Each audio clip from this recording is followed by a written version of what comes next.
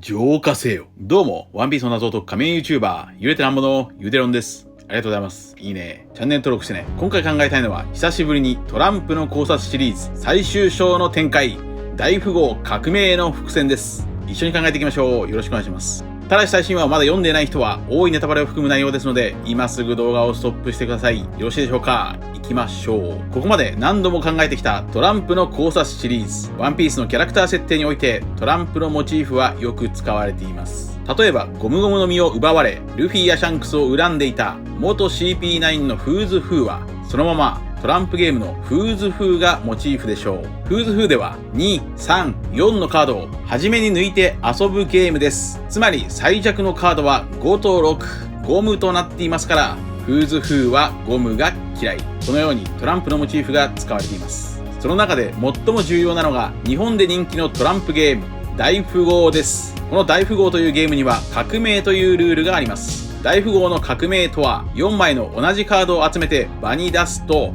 革命が起こり、カードの強さがひっくり返るというルールです。最強のカード2が最弱となり、最弱のカード3が最強となる。この革命というルールは、まさに革命軍ドラゴンにぴったりです。ドラゴンの顔にはダイヤの3のタトゥーがあり、革命が起これば、ドラゴンは最強カードとなり得ます。しかも大富豪では、ダイヤの3を持っている人が親となり、その人からゲームはスタートします。このことをストーリーに当てはめると、4つのロードポーネグリフが集まった時、革命は発動しそう。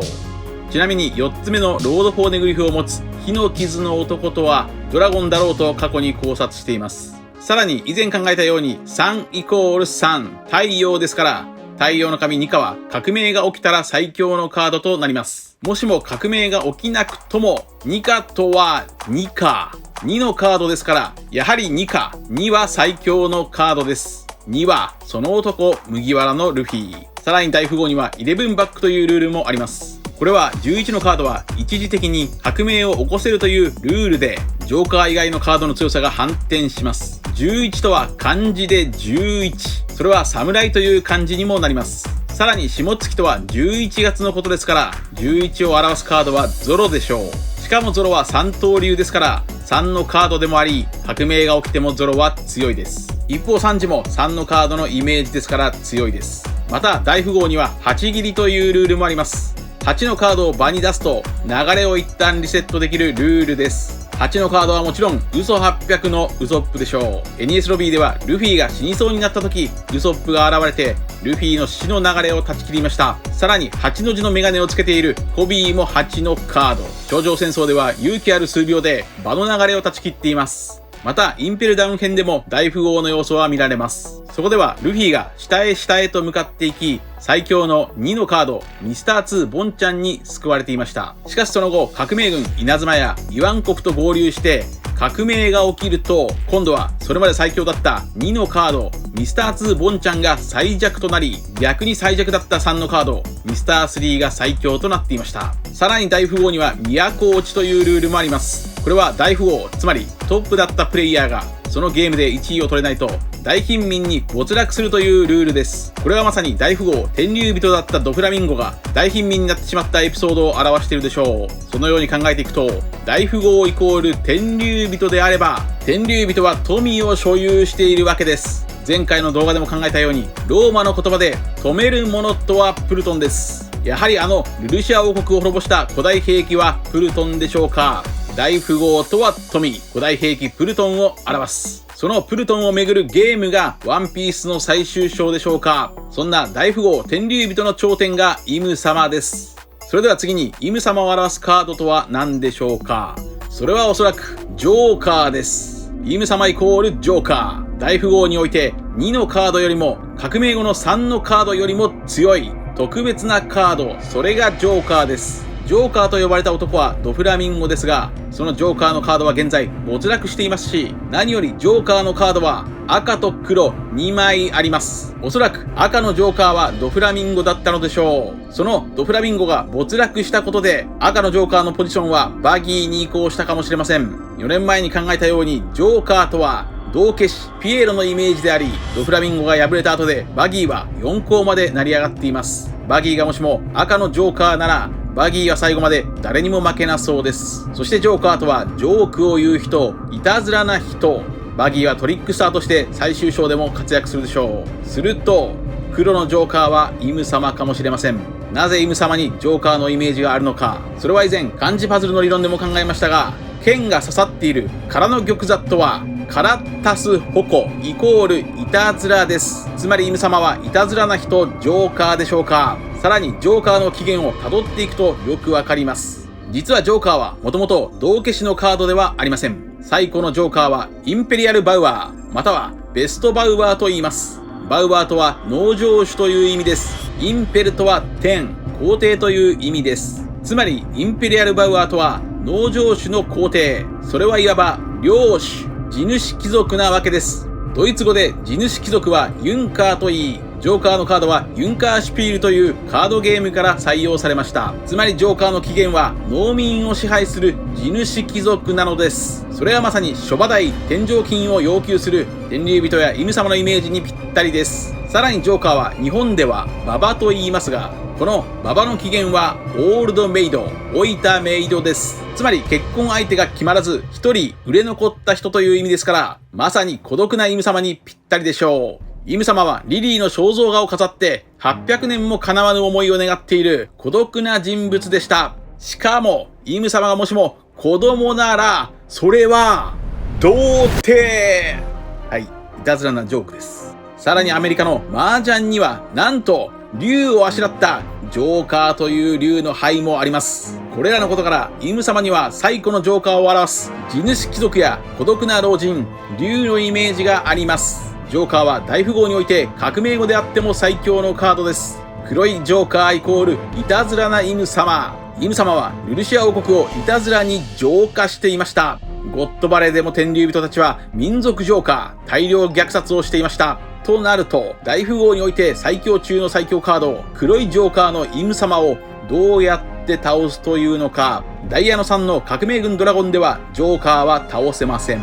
大富豪のルールにおいてジョーカーを倒せる唯一のカードはスペードの3だけです。それは大富豪の特別ルール、スペ3返し。スペ3返しとは、場にジョーカーが1枚現れた時、スペードの3のカードならジョーカーを単独で倒せるというルールです。そんなジョーカーを倒せるスペードの3を表す人物とは誰でしょうか。スペードの3を表すカードイメージの候補は2人考えられます。それはルフィと黒ひげです。まずスペードを表すキャラは元スペード海賊団のエースでした。一方ルフィは頂上戦争やワノ国の鬼ヶ島でそのエースの意志を継ぐものと言われていました。ルフィの技レッドホークもエースの技秘剣を再現した技です。このことからスペードの3とはスペードのエースの意志を受け継いだ3太陽のルフィ。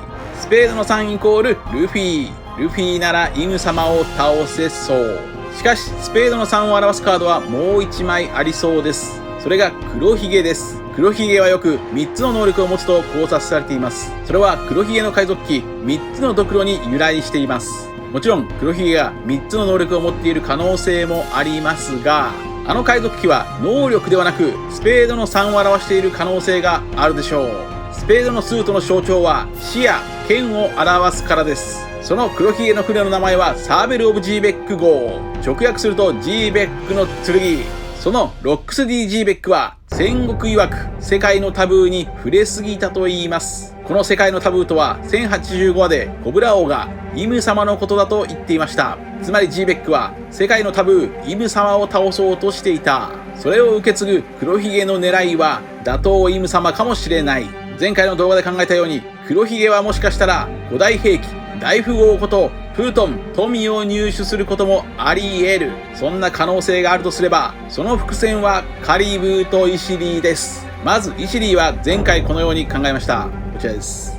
ワンピース最大の伏線をこの前発見しました。それは小田先生の自画像です。小田っちの自画像は海の中の魚。その魚はおそらくイシダイの幼魚シマダイでしょう。しましま模様の魚が海底に沈んでいます。しましまイコール島々。島々は海底に沈んでいたという伏線。そんなイシダイの魚人といえば人魚のいしり。そして世界が海に沈むと明かされたのが1113話ワンピース。その1113話にイシリーがいます。魚のオダッチも笑っている。世界が沈むと明かされた1113話の最後に描かれたイシリーのイシリー。そのイシリーは魚人島でカリブーに沈められていました。世界はイムホーこと古代兵器によって海に沈むと言います。その仕組みはおそらく海底の地盤沈下でしょう。海水が増加したというよりも地盤が沈下して海面が上昇していく。地盤沈下イコール沼沼の実。しましま模様のイシリーは沼に沈められていました。そしてここで今日もまた過去の考察の断片が一つなぎになります。3年前カリブーは犬様のヒントキャラだと考えました。こちらです。カリブーの異名、濡れ髪のカリブーとは、いわば濡れ髪のカリブーなのでしょうか。カリブーというネーミングに注目しましょう。カリブーとは北アメリカに生息するトナカイのことです。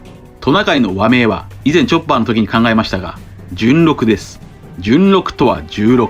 それはイム、つまりは神です。ワンピースにおいて神とは天竜人であり、その頂点は犬様です。カリブーが乗る船の船首もトナカイです。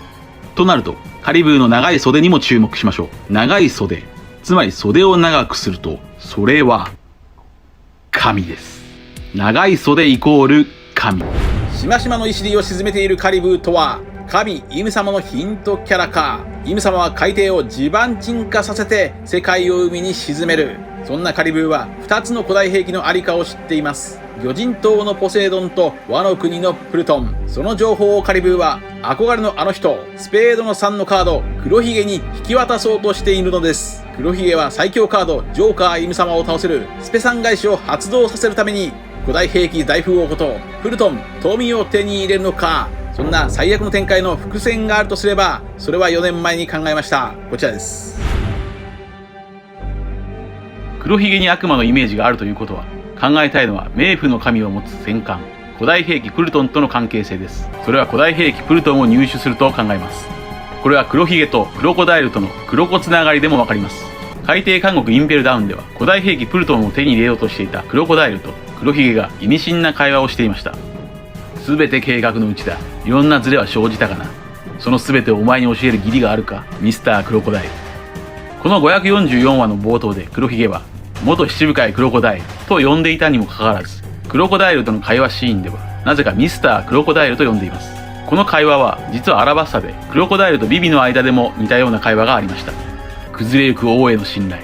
なぜ俺がここまでしてこの国を手に入れたいかわかるか、ミス・ウェンズデー。544話のミスタークロコダイルは172話のミス・ウェンズデーと意図的にリンクさせているのでしょう。つまり黒ひげとつながるクロコダイルがアラバスタ王国で国取りを行い古代兵器プルトンを狙っていたなら、黒ひげの計画はもちろん古代兵器プルトンでしょう。それは戦艦を欲していた黒ひげともリンクし、そして黒ひげの趣味歴史研究へとつながるでしょう。やはり黒ひげは古代兵器プルトンを手に入れそう。以上です。今回は再び大富豪の伏線を考えてみました。それは大富豪イコール止めるものプルトン、イム様イコール黒いジョーカー、そして黒ひげが古代兵器プルトン富豪を手に入れる未来もあり得る。それらは過去の考察からも符合するのです。皆さんはどう思われましたか。ありがとうございました。チャンネル登録やコメントよろしくお願いします。